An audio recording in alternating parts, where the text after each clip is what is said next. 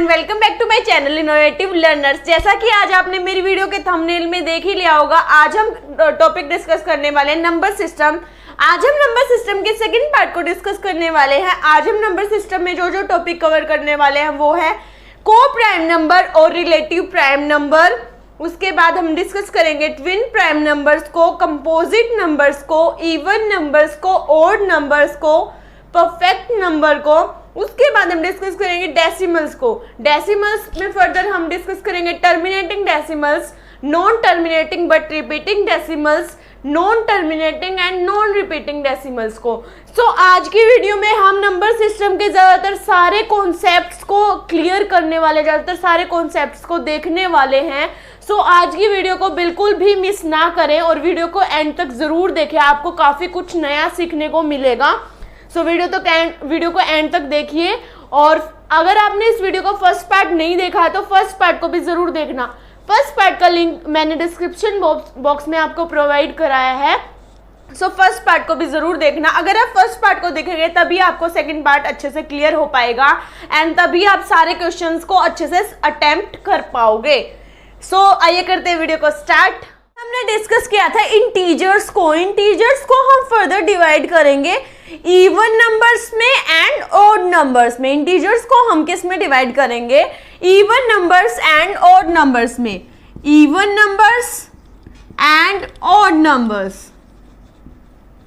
Integers हमारे क्या थे? जीरो, जीरो से इस साइड वाले भी -1, -2, -3 एंड अप टू इंफिनिटी।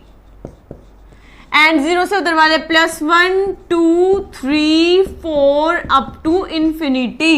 ये सारे हमारे क्या थे? इंटीजर्स। ठीक है, इंटीजर्स। अब इवन नंबर्स कौन से होते हैं? इवन नंबर्स वो नंबर्स होते हैं जो कि 2 से पूरे पूरे डिवाइड हो जाए। इवन नंबर्स कौन से होते हैं? जो 2 से पूरा पूरा डिवाइड हो जाए। तो 2 से डिवाइड होने वाली कौन सी डिजिट हो जाएंगी? 2, 4, 6 ये सारी हो जाएगी। आपके माइंड में यही बात रहती है कि 2 इज फर्स्ट इवन नंबर, लेकिन 2 पहला इवन नंबर नहीं है। फर्स्ट जो इवन नंबर है वो होता है हमारा 0। 0 is first even number. 0 first even number क्यों होता है? ये आपके माइंड में बात जरूर आनी चाहिए कि 0 फर्स्ट इवन नंबर क्यों होता है। क्योंकि इवन नंबर्स की एक कंडीशन होती है कि वो 2 से पूरे पूरे डिवाइड होने चाहिए। और 0 एक ऐसा नंबर है, उसको आप किसी भी दुनिया की डिजिट से डिवाइड करोगे, आपका क्वोशंट हमेशा क्या आएगा? 0 आएगा। 0 से हर एक डिजिट क्या हो जाती है? डिवाइड हो जाती है। 0 को 2 से आप डिवाइड करोगे, 0 को किससे डिवाइड करोगे आप? 2 से, तो ये 0 पे जाके ये पूरा पूरा कट जाएगा। इसीलिए 0 हमारा क्या होता है? First even number. First even number कौन सा होता है? 0। अब आपको इसके पीछे का रीजन पता लग गया, तो अब बिल्कुल भी इस बात को माइंड से स्किप मत करना कि 0 क्या है हमारा? First even number. 0, 2, 4, 6, उसके बाद तो सारे 2 2 के गैप में सारी अप टू इन्फिनिटी क्या हो जाएगी? Even numbers. एंड अब बात करते हैं ऑड नंबर्स की। ऑड नंबर्स कौन से नंबर्स होते हैं जो 2 से डिवाइड ना हो? फर्स्ट जो ऑड नंबर होता है वो होता है 1, फिर 3, फिर 5, फिर 7, ऐसे ही 2 2 के गैप में अप टू इन्फिनिटी हो जाएंगी। और ऑड नंबर्स का एक तरीका और होता है, ऑड नंबर्स को हम 2 के +-1 की फॉर्म में लिख सकते हैं। ऑड नंबर्स को हम किसकी फॉर्म में लिख सकते हैं? 2 के +-1।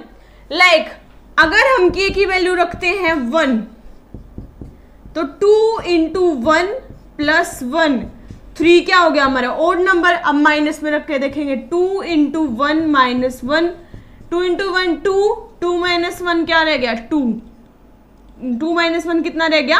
1। तो 1 और 3 दोनों क्या आ रहे हैं? Odd numbers. तो ऑड नंबर्स को हम किसकी फॉर्म में लिख सकते हैं? 2 के +-1 की फॉर्म में।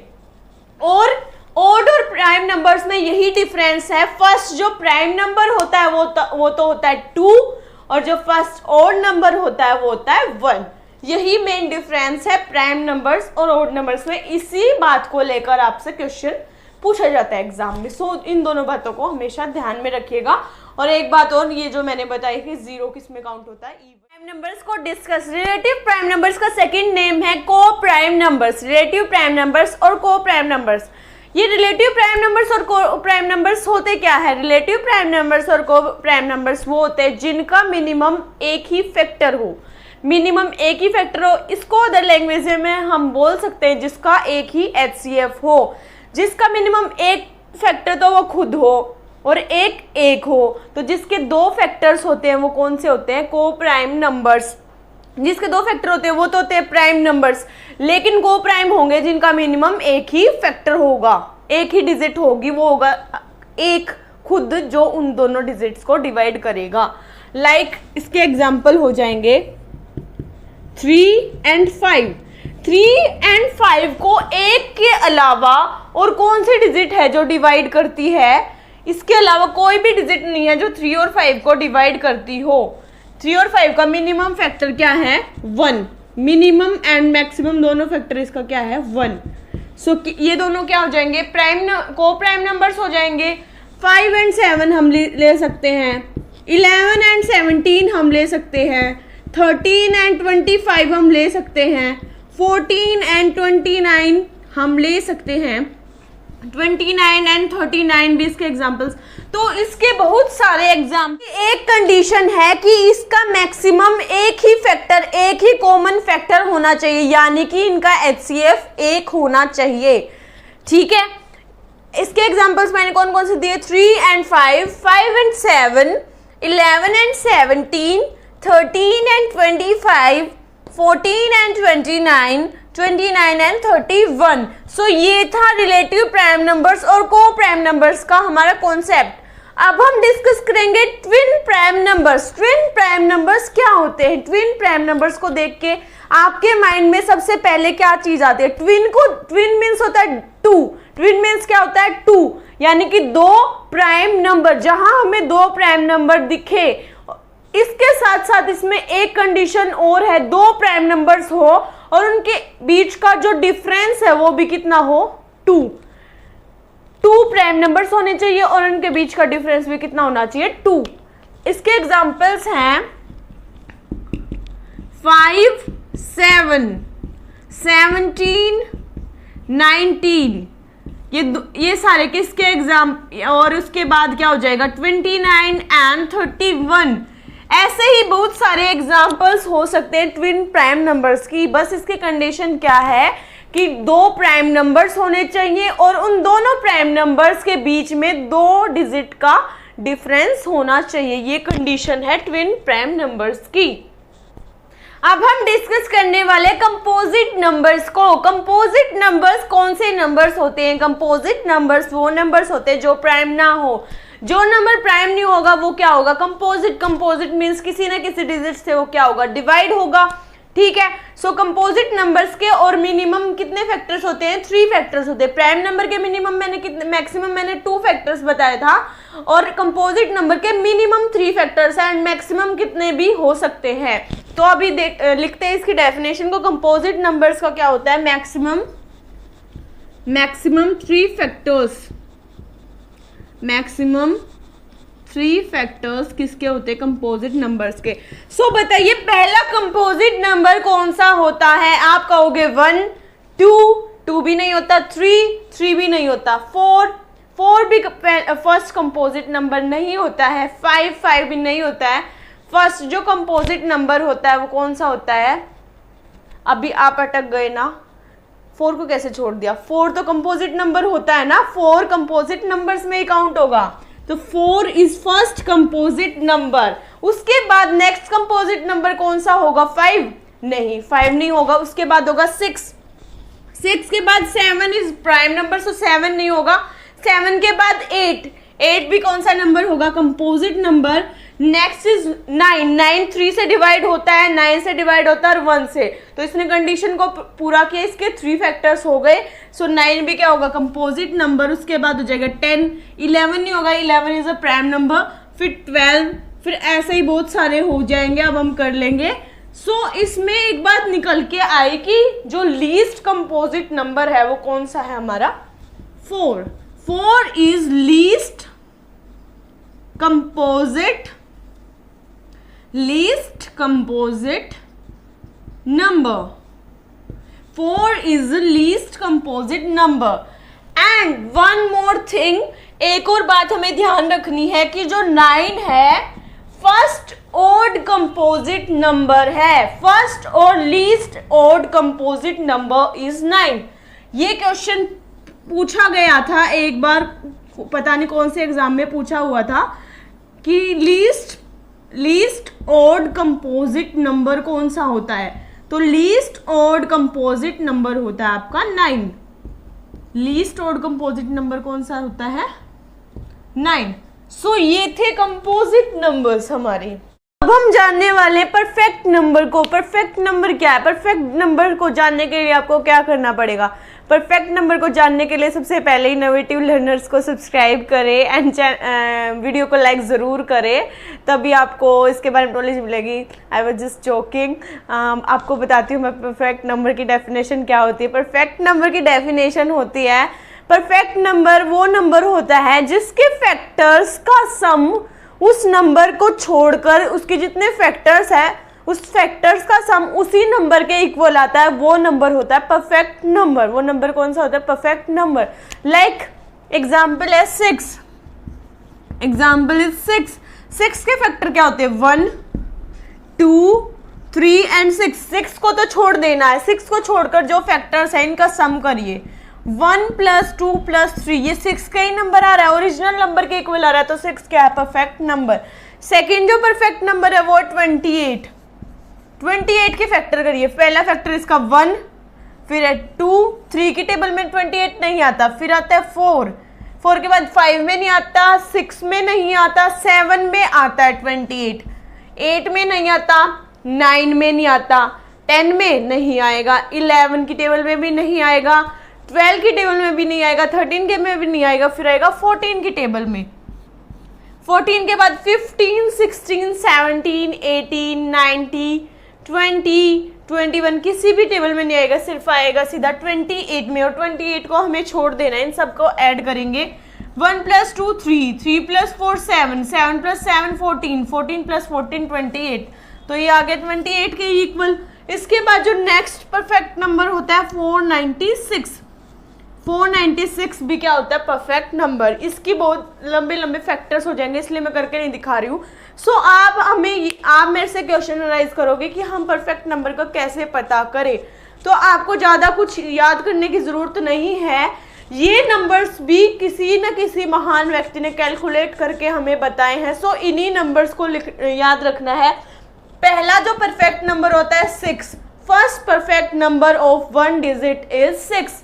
ये पहला परफेक्ट नंबर है और पहला फर्स्ट डिजिट का 1 डिजिट का परफेक्ट नंबर भी ओनली 6 ही है, एंड 2 डिजिट का परफेक्ट नंबर इज ओनली 28। 28 के अलावा कोई भी 2 डिजिट का परफेक्ट नंबर नहीं होता है। उसके बाद 3 डिजिट का जो परफेक्ट नंबर होता वो होता है 496। इससे आगे हमें जानने की जरूरत भी नहीं है। एग्जाम में आपसे क्वेश्चन क्या पूछा जाएगा? Which is perfect number from these numbers? Like हमें मिल जाएगा 5 6 7 8, तो हमें क्या पता है 6 क्या है? Perfect number. और अनदर एग्जाम्पल्स में आपको आपसे क्वेश्चन पूछ लिया which of this perfect number, उसमें आपको 6 भी मिल जाएगा, 28 भी, 496 भी, एंड आपको बोल देगा ऑल ऑफ दी अबव, तो आंसर हो जाएगा ऑल ऑफ दी अबव। तो ये है परफेक्ट नंबर की डेफिनेशन। अब हम डिस्कस करने वाले डेसिमल्स को। डेसिमल्स क्या होते हैं? डेसिमल्स को हिंदी में बोलते हैं दशमलव। दशमलव को हम बोलते हैं डेसिमल्स। सो डेसिमल को अब हम डिस्कस करेंगे। डेसिमल्स को फर्दर कैटेगराइज कर दिया गया है। Terminating decimals, non terminating but repeating, non terminating and non repeating decimals. तो टर्मिनेटिंग फर्स्ट है टर्मिनेटिंग डेसिमल्स। तो टर्मिनेटिंग डेसिमल्स का मीन्स क्या होता है? टर्मिनेट का मीन्स होता है शांत होना, यानी हिंदी में हो जाएगी शांत दशमलव, यानी वो कुछ एक आगे जाके एक पैटर्न के बाद रुक जाती है। उन डेसिमल्स को क्या बोलते हैं हम? Terminating decimals. लाइक मैंने लिखा 3.25, ये जो डेसिमल है ये 25 के बाद जाके खत्म हो गई, यहीं तक ये सीमित थी। उसके बाद मैंने लिख दिया 5.5, 6.06, ये कुछ चल के और फिर क्या हो जाती है? रुक जाती है एकदम से। इनको बोलते हैं टर्मिनेटिंग, ये शांत हो जाती है। इनका नेचर कैसा होता है? टर्मिनेट नेचर होता है। टर्मिनेट यानी कि शांत होती है ये दशमलव। Terminating decimals. अब देखते हैं non terminating but repeating decimals. Non terminating but repeating decimals वो डेसिमल्स होती है जो कभी भी नहीं रुकती हैं, वो इन्फिनिटी तक चलती हुई जाती हैं। जब ऐसी डेसिमल्स आ जाती है फिर हम उनके ऊपर बार लगाते हैं। नॉन टर्मिनेट तो ये हो रही है पर रिपीट हो रही है एक पैटर्न के अंदर। लाइक मैंने लिख दिया 3.2222, रिपीट तो ये शांत तो नहीं हो रही, ये चलती जा रही है, लेकिन बार बार क्या आ रहा है इसमें 2222, तो हम इसको ऐसे लिख सकते हैं 3.2 और जो डिजिट रिपीट हो रही है उसके ऊपर हमने बार लगा दिया। ऐसे ही जैसे 5.67676767, ये टर्मिनेट तो नहीं हो रही, शांत तो नहीं हो रही, शांति हो रही मतलब रुक तो नहीं रही, लेकिन एक पैटर्न को फॉलो करते हुए चलती जा रही है। लाइक 5.67 इसके ऊपर हम बार लगा दें क्योंकि 67 ही बार बार रिपीट हो रहा है। तो ये डेसिमल्स होती है आपकी non terminating but repeating decimals. ये टर्मिनेट तो नहीं हो रही पर रिपीट हो रही है एक फिक्स पैटर्न के अंदर। नेक्स्ट है non terminating and non repeating. ये डेसिमल्स होती है सबसे खतरनाक वाली। ये ना तो टर्मिनेट होती और ना ही रिपीट होती, ये ना तो टर्मिनेट होंगी ना ही रिपीट होंगी। लाइक मैंने लिख दिया 3.25329126, तो इनमें आपको कोई पैटर्न नजर आ रहा है डेसिमल के बाद? नहीं, कोई पैटर्न नहीं है, लेकिन और ये शांत भी नहीं हो रही, यानी ये टर्मिनेट भी नहीं हो रही और ये रिपीट भी नहीं हो रही। तो ऐसी डेसिमल्स को बोलते हैं हम non terminating and non repeating decimals. And one more thing, जो ये non terminating but repeating decimals है और ये जो टर्मिनेटिंग डेसिमल्स है, ये दोनों आती है रैशनल नंबर्स में। ये दोनों डेसिमल्स किस में काउंट होती है? रैशनल नंबर्स में। ये दोनों डेसिमल्स आपकी काउंट होंगी रैशनल नंबर्स में। सो आपसे एग्जाम में कई बार क्वेश्चन पूछ लिया जाता है वो रैशनल नंबर्स में कौन सी डेसिमल्स काउंट होंगी? Terminating decimals, non terminating but repeating decimals, non terminating non repeating decimals and both A and B. तो हम लगाएंगे बोथ ए एंड बी पे, क्योंकि टर्मिनेटिंग डेसिमल्स भी आप रैशनल नंबर्स के अंदर काउंट करोगे, non terminating but repeating decimals को भी आप रैशनल नंबर्स के अंदर काउंट करोगे। आज मैंने आपको ज़्यादातर सारे कॉन्सेप्ट्स क्लियर करा दिए हैं, सबकी डेफिनेशंस एंड मेन जो पहचान होती है मैंने आपको अच्छे से कवर कराई है इस वीडियो में। अगर वीडियो पसंद आई है तो वीडियो पर लाइक ज़रूर करें एंड फ्रेंड्स अपने दोस्तों के साथ भी वीडियो को ज़रूर शेयर करें ताकि मुझे मोटिवेशन मिलता रहे और मैं आपके लिए और अच्छी वीडियो बनाती रहूँ। मेरी कोशिश ये रहती है आपको कि आपका कम टाइम में आपको डीप से नॉलेज में प्रोवाइड कराऊं। मैं आपको सिर्फ मोटा मोटा नहीं पढ़ाती हूँ, मैं आपको डीप से पढ़ाती हूँ ताकि आपको कहीं और पढ़ने की ज़रूरत ना पड़े। आप भी मुझे सपोर्ट करिए ताकि मैं आगे बढ़ सकूँ। अगर आप वीडियो को फर्स्ट टाइम देख रहे हैं तो चैनल को सब्सक्राइब भी ज़रूर करें एंड अगर वीडियो में कोई कमी नज़र आ रही है, आपका कोई सजेशन है तो मुझे कमेंट बॉक्स में ज़रूर बताइए, मैं उसको डेफिनेटली फॉलो करूँगी। मिलते हैं नेक्स्ट वीडियो में अनदर न्यू टॉपिक के साथ। Till then bye bye.